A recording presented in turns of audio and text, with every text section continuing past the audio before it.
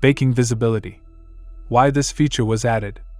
MegaCitigen already had an option to hide buildings outside the camera view to save memory and render time. It does that by removing complicated materials from buildings outside the camera view, but only on a single frame. We now have an option to do that not just on a single frame, but on a range of animation or even the entire animation.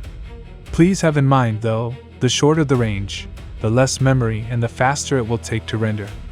So, if you have enough memory in your machine and you have plenty of time to deliver your renders, this feature will be very useful.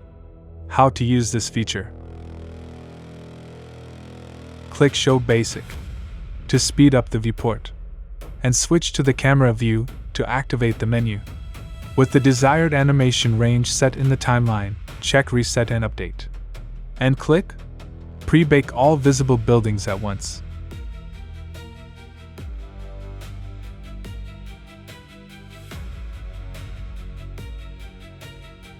Once it's finished, run through the timeline to check if any buildings got missed in the viewport.